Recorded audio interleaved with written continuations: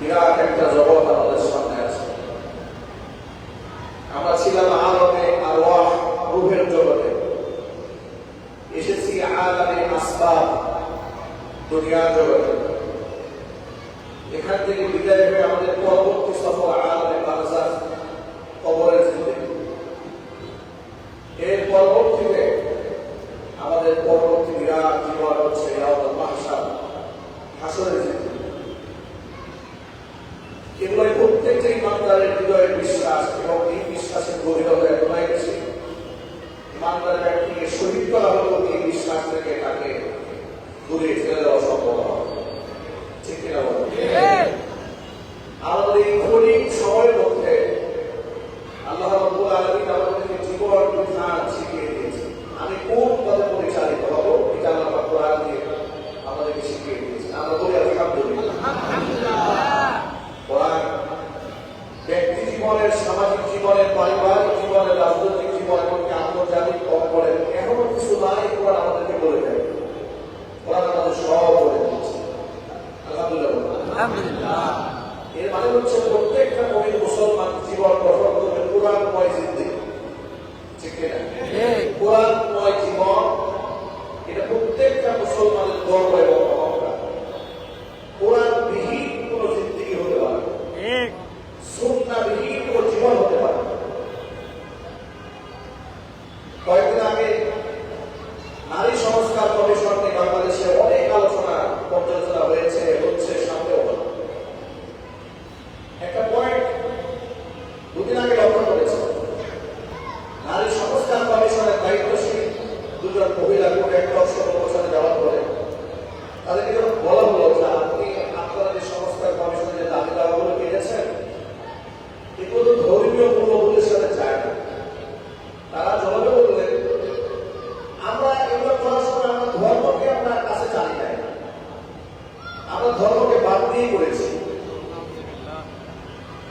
একটা রাষ্ট্রের পরিচালনা পরিষদ, একটি রাষ্ট্রের বলতে কি কোন অবকাশ আমাদের চলবে, সেটা ধর্মহীন ভাবে তারা পরিচালনা করার জন্য প্রচেষ্টা চালাচ্ছে। সমাজকে ধর্মহীন করার জন্য প্রয়ত্ন চালানো হচ্ছে। আমি আপনাদের সকলের কাছে একটা আওয়াজ দিতে চাই। সমাজের কিছু মানুষ আপনাকে জান্নাতের পথে যাবে, কিছু মানুষ আপনাকে জাহান্নামের পথে যাবে, কিছু মানুষ আপনাকে পরকালমুখী করবে, কিছু মানুষ আপনাকে দুনিয়ামুখী করবে। দুনিয়াতে যে সমস্ত ব্যক্তিরা মানুষকে দুনিয়ামুখী করে, আল্লাহকে ভুলিয়ে দেয়, এই সমস্ত মানুষগুলোকে আমাদের বিভীষিকাময় দৃশ্য দেখার পর আল্লাহকে ডেকে বলবে, আল্লাহ আমরা তো মূলত অপরাধী ছিলাম না, এই কিছু নেতা কর্মীদের অনুসরণ করতে গিয়েই তো মূলত আমরা আজকে এই কঠিন শাস্তি সম্মুখীন হচ্ছে। আল্লাহ তুমি এক কাজ করো, যে সমস্ত নেতারা আমাদেরকে তোমাকে ভুলিয়ে জাহান্নামে পাঠিয়েছে, আদল্লুনা, যারা আমাদেরকে গোমরাহ করেছে, ফাআতিহিম আযাবান জাযীযাম মিনান নার, আল্লাহ তুমি এদেরকে জাহান্নামে দ্বিগুণ শাস্তি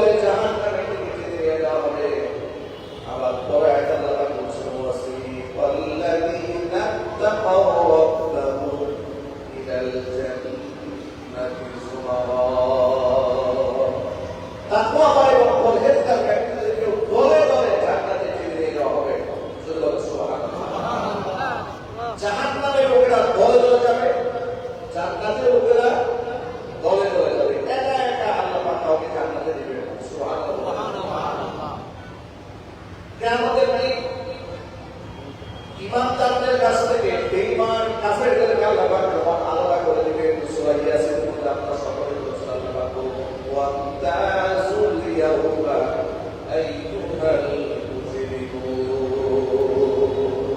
অপরাধীরা সব আলাদা হয়ে যাবে। অপরাধীরা কি হয়ে যাবে? আলাদা হয়ে যাবে। দেখেন, সমাজের মধ্যে আমরা যখন বসবাস করি, আমরা কিন্তু সমাজ বন্ধনে সব একসাথে থাকি। নামাজি, বেনামাজি, আস্তিক, নাস্তিক, মুনাফিক, মুশরিক সব এক জায়গায় আছে না? সব এক জায়গায় আছে। মসজিদের মধ্যে কত শ্রেণীর মানুষ নামাজ আলাদা দেওয়া হয়ে আছে। নামাজি আছে, এখানে বেনামাজিও আছে। কিন্তু আমরা আপনাদের যদি শুধু ধারণা রাখতে চাই, আল্লাহ পাক যেন আমাদের কাউকে বেনামাজি না রাখেন। আমিন। দেখুন, সমাজের মধ্যে আমরা সমাজবদ্ধ হয়ে সবাই সুন্দর করে বসবাস করি। অনেক অপরাধী ব্যক্তিরা সমাজের মধ্যে সম্মানের আসন দিয়ে বসবাস করে, ঠিক না? অনেক পাপিষ্ঠ ব্যক্তিরা সমাজের মধ্যে সম্মান পায়, কারণ সেটা পাপ করে, পাপের কোনো দুর্গন্ধ নাই। পাপের যদি দুর্গন্ধ থাকতো তাহলে সমাজের সমস্ত অপরাধী মানুষগুলো থেকে লোকেরা সদস্য দূরে চলে যেত, ঠিক কিনা বলে? কিয়ামতের দিন আল্লাহ পাক একটা ঘোষণা দিলেন, ওয়াতাযুল ইয়াউমা আইয়ুহাল মুজরিমুন। অপরাধীরা তোমরা আলাদা হয়ে যাবে। আপনি কি কল্পনা করেন আল্লাহ পাক যখন এবার একটা ঘোষণা দেবেন, ওয়াতাযুল ইয়াউমা আইয়ুহাল মুজরিমুন, অপরাধীরা আলাদা হয়ে যাবে। কোরআন বলেছে ইয়াউমা তাবিয়াদ্দু উজুহু ওয়া তাসওয়াদ্দু উজুহ। সেদিন অসংখ্য মানুষের চেহারা হাস্যোজ্জ্বল হয়ে যাবে, সুন্দর হয়ে যাবে কিছু মানুষের চেহারা, ওয়া তাসওয়াদ্দু উজুহ, আবার অসংখ্য মানুষের চেহারা কুচ্ছিত কালো হয়ে যাবে। আল্লাহর পথের পথিক যারা, তাদের চেহারা হবে সুন্দর হাস্যোজ্জ্বল। আর যারা আল্লাহর পথের পথিক ছিল না, কিয়ামতের দিন তাদের চেহারা হবে কুচ্ছিত বিভৎসময় কালো। নাউযুবিল্লাহ, কুচ্ছিত কালো রূপ ধারণ করবে। এখান থেকে আপনাদের বোঝাতে চাইলাম, কিয়ামতের দিন আল্লাহ পাক দল ভাগ করে ফেলবে। কি করবে? ভাগ করবে, দল ভাগ করে ফেলবে। অপরাধীদের একটা কাটা আলাদা হয়ে যাবে, মুত্তাকিদের কাটা আল্লাহ পাক আলাদা বানিয়ে দেবে। অপরাধীরা লজ্জায় মাথায় এত নত করবে, তারা কেউ মুখ তুলে চাইতে সাহস পাবে না। সেদিন তারা লাঞ্ছিত, অপমানিত হবে অপরাধী মানুষগুলো। দুনিয়াতে আল্লাহ তাআলা মানুষের সামনে মানুষকে লাঞ্ছিত করে, অপমানিত করে, কোরআন থেকে শিক্ষা গ্রহণ করে। তাহলে বোঝা গেল এই দুনিয়াতে মানুষরা সংঘবদ্ধ বসবাস করলেও কিয়ামতের দিন নেককার আর বদকার মানুষগুলোকে আল্লাহ তাআলা একাকার করে ফেলবেন, আমাদেরকে আলাদা বাছাই করে ফেলবেন। আল্লাহ পাক যেন সেই কঠিন ময়দানে আমাদেরকে নেককার বান্দাদের মধ্যে শামিল করেন। জোরে বলেন আমিন। নেককার বান্দাদের মধ্যে শামিল হতে গেলে নেককার মানুষের সান্নিধ্যে চলতে হবে, সব নেতৃত্ব গ্রহণ করতে হবে, নেককার ইমানদার নেতার আনুগত্য করতে হবে। বেঈমান, মুনাফিক, ফাসিক, ফুজ্জার, পাপিষ্ঠ, বেনামাজি এমন নেতার নেতৃত্ব মানা যাবে না, আনুগত্য করা যাবে না, তার হুকুম মান্য করা যাবে না।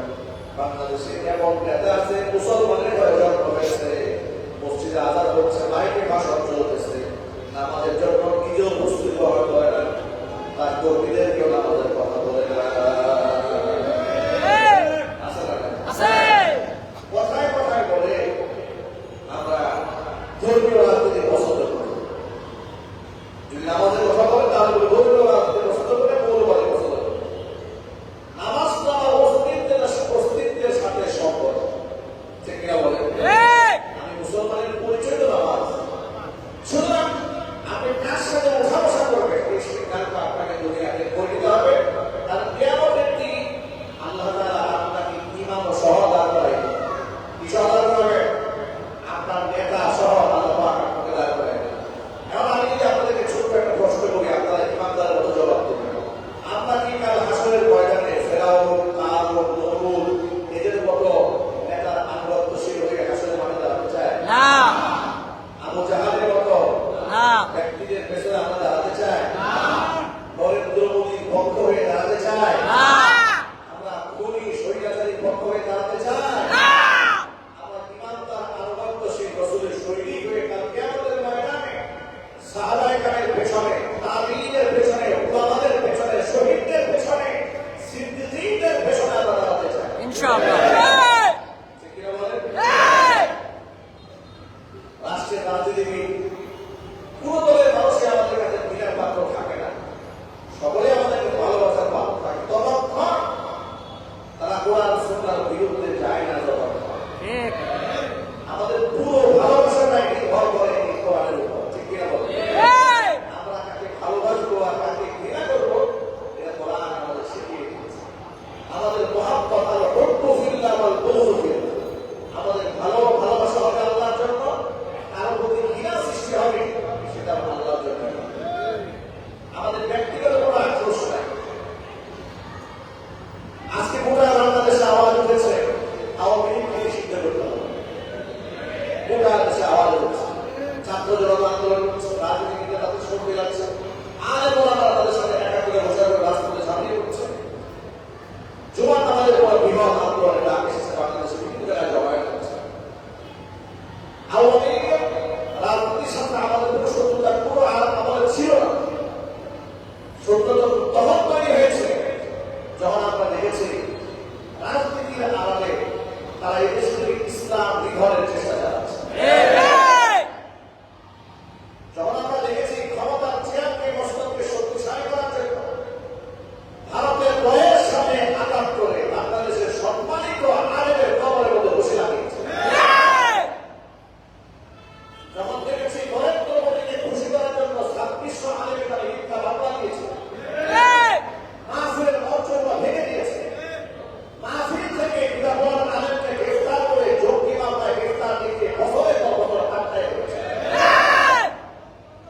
বছরের পর বছর খতিব সাহেবদেরকে স্বাধীনভাবে মসজিদের মিম্বার থেকে কথা বলতে দেয় নাই। যারাই কথা বলেছে তাদের নামে মামলা দিয়েছে। এই কথা কি সত্য না অসত্য? আমি যে কথাটা বললাম, আমি আপনাদের সকলের কাছে সাক্ষ্য গ্রহণ করতে চাচ্ছি। আমি যে কথাটা বললাম যে আলেমরা কি স্বাধীনভাবে কথা বলতে পেরেছে? কথা বলার সুযোগ তারা দিয়েছে? আলেমদেরকে তারা লাঞ্ছিত করে নাই? ইসলাম ধ্বংস করে সহযোগিতা তারা আনে নাই? দাড়ি ধরে ধরে রাস্তায় আলেমদেরকে পিটায় নাই? শাপলা চত্বরে অসংখ্য মানুষকে তারা শহীদ করে নাই? অসংখ্য আলেমদেরকে ঘুম এবং ভুল করে নাই? রাজনীতির আড়ালে যারা ভুল করে আলেমদেরকে জেলখানায় ভর্তি করে জঙ্গি এবং সাজিয়ে তাদের উপর অমানবিক নির্যাতন চালায়, অসামাজিক নির্যাতন চালায়, তারা রাজনৈতিক দল হিসেবে বাংলার মাটিতে রাজনীতি করতে পারবে না। এটা শুধুমাত্র ওই ছাত্র জনতার দাবি নয়, এটা গোটা বাংলাদেশের আবহাওয়ার জন্য।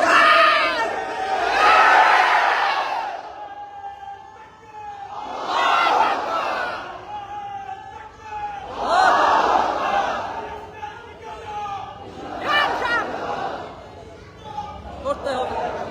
আমি আপনাদের স্পষ্টভাবে বলে দিতে চাই, কান খুলে শুনে রাখুন, শাপলা চত্বরে আমাদের কোনো রাজনৈতিক দাবি দাবা ছিল না। না। মুহাম্মদ সাল্লাল্লাহু আলাইহি ওয়াসাল্লামকে যারা গালমন্দ করেছে, আমরা সর্বোচ্চ শাস্তি মৃত্যুদণ্ডের আইন চেয়েছিলাম, ঠিক কিনা বলেন? আমরা সংবিধানে বিসমিল্লাহির রহমানির রহিম চেয়েছিলাম। নবী করিম সাল্লাল্লাহু আলাইহি ওয়াসাল্লাম শেষ নবী, কাদিয়ানীরা কাফের, তাদেরকে রাষ্ট্রীয় ঘোষণা চেয়েছিলাম। এই সমস্ত নারী এবং পুরুষের মধ্যে পর্দার পারিশ্রম চেয়েছিলাম। আমরা এই সমস্ত দাবি দাবাগুলো করার কারণে আমাদেরকে তারা কুকুরের মতো ঘুরে ঘুরে আকারে পেয়েছে। লাশগুলো আপনি ঘুম করে ফেলেছে, ভুল করে ফেলেছে। এগুলো চোখের সামনে দেখার পর যে মুসলমান তাদের পক্ষে কথা বলে, আল্লাহ কসম, তাদের হাসর হবে ফেরাউন বলেছে। সুতরাং ছাত্র জনতার সাথে জাতি জোড়া বছরের বিপদে যেভাবে একটা কথা ঘোষণা করেছে, এই আওয়ামী জঙ্গি গোষ্ঠী রাষ্ট্রীয়ভাবে নিষিদ্ধ হোক, এই দাবিতেও আমরা এই দেশের সাধারণ মুসলমান সব ঐক্যবদ্ধ আছি। আপনারা আছেন না? কারা আছেন? দোয়া দেখতে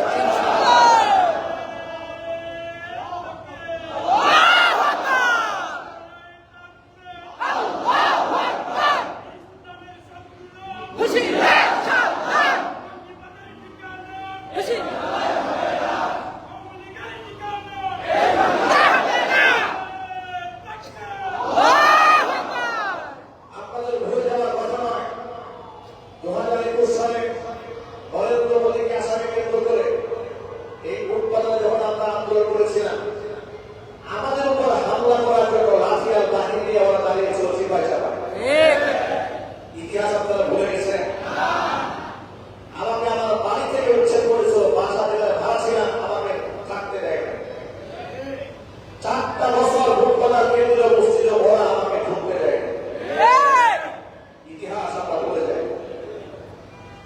কেউ কেউ দেখি সাবেক মেয়র জাহাঙ্গীর সাহেবের সাথে আমার দুই একটা ছবি দেখে ফেসবুকে খুব সরগরম করে আওয়ামী লীগের সাথে তার বিরাট সম্পর্ক ছিল।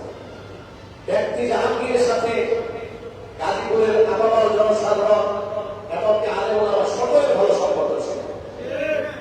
এমন তিনি আওয়ামী লীগ করলেও আলেমদের স্বার্থ হাসিলের জন্য কাজ করেছেন বিদায় আলেম তাকে মহব্বত করেছে। আমার সাথে তার সম্পর্ক ছিল ব্যক্তিগত রাজনৈতিক কোনো সম্পর্ক ছিল না। বিগত 16 বছরের ইতিহাসে এই আওয়ামী লীগ কিংবা আওয়ামী লীগের ঘোষণা এদের রাজনৈতিক কোনো প্রোগ্রামে আমাকে দেখেছেন একটা রেকর্ড দেখাতে পারবেন আপনারা? নাই আমি এদের পক্ষে ভোট চেয়েছি দেখাতে পারবেন? না অথচ যারা এই ছবি নিয়ে গলাবাজি করে এরা এক এক দলে তাদের দলের নেতাকর্মীদেরকে মোটামুটি 4টা দল ফেরদৌস পৌঁছে দিয়েছে। শরীরাচারী হাসিনাকে বেহেশতের দাওয়াত বানিয়ে দিয়েছে। ঠিক এগুলা করে ভোলা বাড়িতে বাস স্বীকার করার কোনো সুযোগ নাই। আমি যদি আওয়ামী লীগের আমলে সুযোগ সুবিধা দিতে পারতাম তাহলে এই 4-5টা মামলার আসামি আমার আওয়ামী লীগের আমলে হতো। ঠিক আমাকে মসজিদ ছাড়তে হতো না, আমাকে বাড়ি ছাড়তে হতো না, আমাকে বছরের পর বছর কোর্টের বারান্দায় গিয়ে হাজিরা দিতে হতো না যদি আমি আওয়ামী লীগের পক্ষে থাকতাম। ঠিক আওয়ামী লীগের সেন্ট্রাল পর্যন্ত জানে ওটা বাংলাদেশের আওয়ামী জাহিলিয়াতের বিরুদ্ধে যদি কেউ বছর লক্ষ টাকা আত্মরহিমাবাদীরা কথা ছাড়িয়ে যেতে হয়। সুতরাং আমাদের মহব্বত হবে আল্লাহর জন্য, ঘৃণাও হবে আল্লাহর জন্য। ঠিক আছে বলেন? এবার আপনারা বলেন, ওরা আলেমদেরকে হত্যা করার পরে আলেমদের কাছে ক্ষমা চেয়েছে, না ওদের বিচার বাংলাদেশে হয়েছে, না খুনিদের বিচার হয় না? এটা যদি বলতে হবে। হবে 52 বছর আগে ভুলভাল ইতিহাস বানিয়ে যুদ্ধাপরাধীর মামলা সাজিয়ে ট্রাইব্যুনাল বানিয়ে দেশের সিরিয়াল করে জামাতের বড় বড় আলেম ওলামা নেতাকর্মীদেরকে হত্যা করেছেন। 52 বছর আগে যদি একটা নাটকীয় অভিযোগ তৈরি করে মানুষকে হত্যা করতে পারে, জুলাই মাসের খুনি তাদের কর্তব্যে হত্যাকাণ্ডের চিহ্নগুলো চোখের সামনে ভাসানো, তাদের হত্যা আমরা দেখতে পাচ্ছি, শরীরকে আমরা শুনতে পাচ্ছি, আহত পরিবারের নিহত পরিবারের আত্মচিৎকার শুনতে পাচ্ছি, তাদের ফাঁসির কাছে ঝুলানো হত্যা করতে পারে বাংলাদেশ উজ্জ্বল হবে না।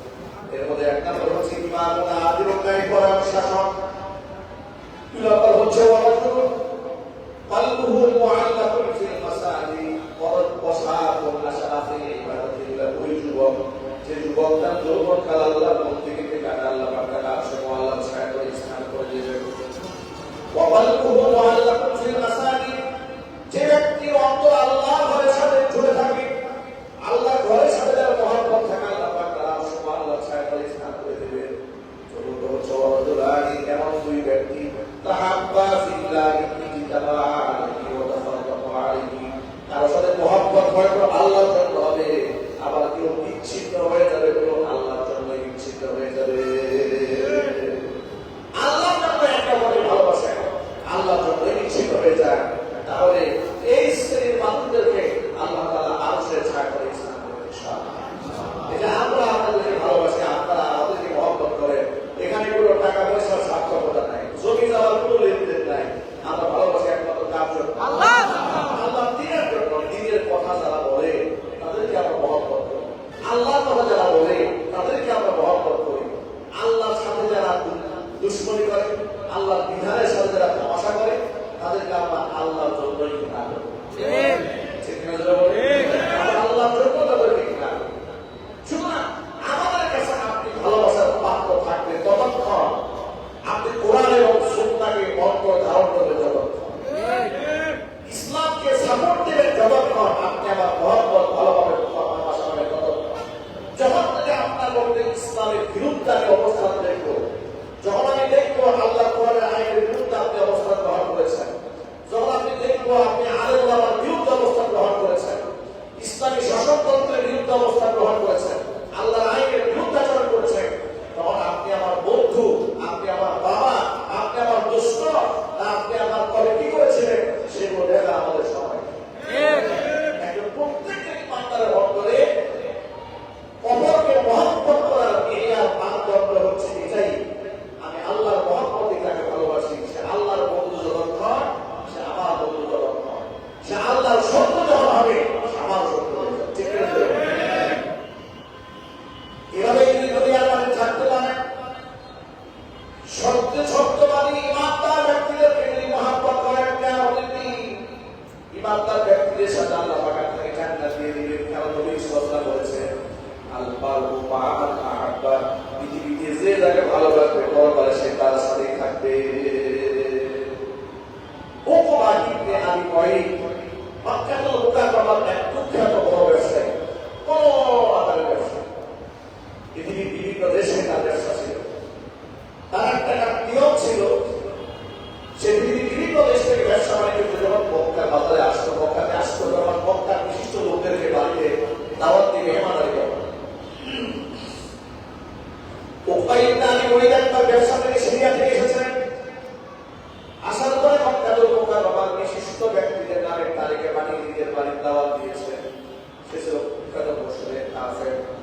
কিন্তু আপনারা বলেন, যদি মক্কাতুল মুকাররমার বিখ্যাত প্রখ্যাত সম্মানিত ব্যক্তিদের নামের তালিকা বানানো হয়, ওই তালিকার মধ্যে নবীজির নাম থাকার দরকার আছে না?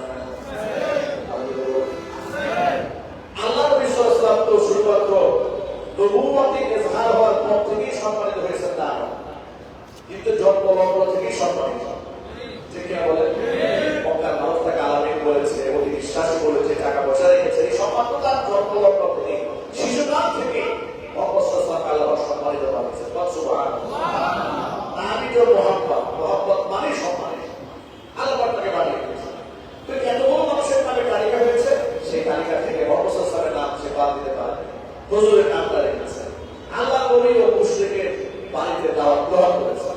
কথাটা খুব মনোযোগ সহকারে শুনবেন। কথা শোনা যাচ্ছে তো? খুব মনোযোগ সহকারে শুনবেন। আল্লাহ নবী উকবা ইবনে আবি মুআইদের বাড়িতে দাওয়াত গ্রহণ করে গেলেন। উপস্থিত অসংখ্য মানুষ সামনে বসা, সবার সামনে খাবার পেশ করা হয়েছে। নবী সাল্লাল্লাহু আলাইহি ওয়াসাল্লামের সামনে খাবার দেওয়া দস্তরখানায়। এবার নবী উপস্থিত ভরপুর মানুষদের সামনে উকবা ইবনে আবি মুআইদকে ডাকতে বলে, উকবা, ততক্ষণ পর্যন্ত তোমার বাড়ির খানা আমি স্পর্শ করবো না, ততক্ষণ পর্যন্ত তুমি কালিমা পড়ে মুসলমান না হবে। উকবা ইবনে আবি মুআইদ সবার সামনে এক বিব্রতকর অবস্থাতে পড়ে গেল। আর মক্কাতুল মুকাররমার লোকদের একটা তবিয়ত ছিল, বাড়ির মেহমানদের কোনো অসম্মানিত না। মুহাম্মদ সাল্লাল্লাহু আলাইহি ওয়াসাল্লাম বুঝতে পেরেছেন, আমি তার দুর্বলতায় হাত দিয়েছি, আমি তার বাড়ির মেহমান, সে কোনো ক্রমে আমাকে অসম্মানিত করবে না। এটাকে কৌশলগত হুজুর বললেন, তুমি কালিমা ঘোষণা না দিলে আমি তোমার খাবার খাবো না। মেজবান বেকায়দায় বলে গেল। উকবা ইবনে আবি মুআইদ বলছে, মুহাম্মদ, আপনি আমার বাড়ির মেহমান, আপনি যদি খাবার ছেড়ে উঠে যান কিংবা না খান, এর সাথে বলবো লজ্জা আমার কথা কিছু নাই। আমি উপস্থিত সবার সামনে কালিমা ঘোষণা দিয়ে সবার সামনে কালিমাকে মুসলমান হয়ে গেলেন। এই সংবাদটা এই উকবা ইবনে আবি মুঈতের এক দুষ্ট ছিল, মুহাম্মদ সাল্লাল্লাহু আলাইহি ওয়াসাল্লামের আরেক জানের দুশমন, তার নাম ছিল উবাই ইবনে খালদ। নাম কি? উবাই ইবনে খালদ। এই উবাই ইবনে খালদ যখন শুনেছে যে উকবা ইবনে আবি মুঈত কালিমা পড়ে গেছে, টেলিভিশনে জ্বলে উঠেছে, খুব ঘনিষ্ঠ বন্ধু তো দেখে দিয়েছে। উকবাকে দেখে উবাই বলছে, কি শুনলাম এটা, তুমি নাকি কালিমা পড়ে মুসলমান হয়েছো, ধর্মান্তরিত হয়ে গিয়েছো, বাধ্যতা ধর্মের মুখে প্রতিদিন চুলকানি রেখে দিয়েছো। উকবা ইবনে আবি মুঈত বলেন, দোস্ত শোনো, আসলে কোন বিষয়টা আমি মন থেকে কালিমা পড়ি, সিচুয়েশনটা এমন হয়ে গিয়েছিল আমার বাড়ি নিয়ে নষ্ট অবস্থা। আমি যদি কালিমা না পড়ি, তিনি খাবার খান না, খাবার না খেলে আমি বেইজ্জত হই, ইজ্জত রক্ষা করতে গিয়ে কালিমা পড়েছি, আসলে মন থেকে পড়ি নেই। এবার উবাই ইবনে খালদ বলে, এত কথা শুনতে চাই না, তুমি কি আমার সাথে বন্ধুত্ব ঠিক রাখতে চাও নাকি মুহাম্মদের সাথে বন্ধুত্ব ঠিক রাখতে চাও, কোনটা চাও? উবাই ইবনে খালদের কথা শুনে উকবা ইবনে আবি মুঈত বলছে, আমি তোমার সাথে বন্ধুত্ব ঠিক রাখতে চাই। যদি আমার সাথে বন্ধুত্ব ঠিক রাখতে চাও, তাহলে মুহাম্মদ সাল্লাল্লাহু আলাইহি ওয়াসাল্লামের কাছে যাবে, গিয়ে তার কালিমাটাকে ফিরিয়ে দিয়ে আসবে। আর ফিরিয়ে দিয়ে আসার সময় মুহাম্মদের মুখের মধ্যে দুধ মেরে আসবে। কপাল কথা, কাছের বন্ধুকে খুশি করতে গিয়া মুহাম্মদ সাল্লাল্লাহু আলাইহি ওয়াসাল্লাম বাড়িতে গেছে, হুজুরের কাছে গিয়ে বলে, মুহাম্মদ তোমার কালিমা তোমারে ফিরিয়ে দিলাম। এই কথা বলে মুখ থেকে দুধ বের করে হুজুরের মুখে মুখ বের করেছে। আল্লাহ নবী সাল্লাল্লাহু আলাইহি ওয়াসাল্লাম ব্যক্তিগত আক্রোশের প্রতি বন্ধ করেন নাই, কিন্তু ধর্মীয় ব্যাপারে যদি কোনো আঘাত এসেছে, এটা নবী সাল্লাল্লাহু আলাইহি ওয়াসাল্লাম তার জন্য বন্ধ করে দিয়েছেন। এমন আচরণে নবী সাল্লাল্লাহু আলাইহি ওয়াসাল্লাম এত কষ্ট পেলেন আর এত ক্ষুব্ধ হয়ে গেলেন, হুজুর একটা ভবিষ্যৎবাণী করে দিলেন। সেদিন বেশি দূরে নয়, যেদিন এই উকবা ইবনে আবি মুঈতের কল্লা লাঞ্ছিত হয়ে মানুষের সাথে গড়াগড়ি করবে। বন্ধুকে খুশি করতে গিয়ে সে কাজটা করেছে। তার ব্যাপারে এই কোরআন মাজিদে আল্লাহ তাআলা আয়াত নাযিল করেছেন সূরা ফুরকানে। আল্লাহ রাব্বুল আলামিন সূরাতুল ফুরকান 19 নম্বর পারা একদম প্রথম পৃষ্ঠার মধ্যে বলেছেন, ওয়া ইয়াউমা ইয়া'আদু যালিমু আলা ইয়াদাইহি ইয়াকুলু ইয়া লাইতানি ইত্তাখাযতু মা'আর রাসূলি সাবিলা ইয়া ওয়াইলাতা লাইতানি লাম আত্তাখিয ফুলানান খালিলা লাকাদ আদাল্লানি আনিদ যিকরি বা'দা ইয জাআনি ওয়া কানা আশ-শাইতানু লিল-ইনসানি খাযুলা। কিয়ামতের দিন জালিম ওয়ায়াউমা ইয়া'আদু যালিমু আলা ইয়াদাইহি, নিজের হাতের চামড়া নিজে কামড়িয়ে ছিঁড়ে ফেলবে, আফসোস করবে, আহারে আমি সেদিন যদি এই জালেম বন্ধুর সাথে বন্ধুত্ব ঠিক না রেখে রাসূলের সাথে যদি পথ চলতাম, তাহলে কতটা ভালো হতো। আহারে এমন নিকৃষ্ট মানুষকে যদি আমি বন্ধুই না বানাতাম, তাহলে কতটা ভালো হতো। লাকাদ আদাল্লানি আনিদ যিকরি বা'দা ইয জাআনি, আমার কাছে হেদায়েত আসার পরে সে আমাকে তোমরা বানিয়েছে। বন্ধুত্ব ঠিক রাখতে গিয়ে আমি মুহাম্মদ সাল্লাল্লাহু আলাইহি ওয়াসাল্লাম করেছি। আমার ভাইরা, যদিও এই আয়াতটা নাযিল হয়েছে বিশেষ একটা ঘটনার কেন্দ্র করে, গোটা পৃথিবীর মধ্যে তার হুকুমটা ব্যাপক। কিয়ামতের দিনে অসংখ্য মানুষেরা হাসরের ময়দানে এই কথাটা সুস্থ হবে, কিন্তু সেদিন কেন আলেমদের কথা শুনি নাই, কেন ইমানদারদেরকে বন্ধু না বানাইয়া রাম, বাম, নাস্তিক, কাফির এদেরকে বন্ধু বানিয়েছিলাম। আসলে না এই বলেন আর চিৎকারে বলা আছে। দেখবেন ফেসবুকে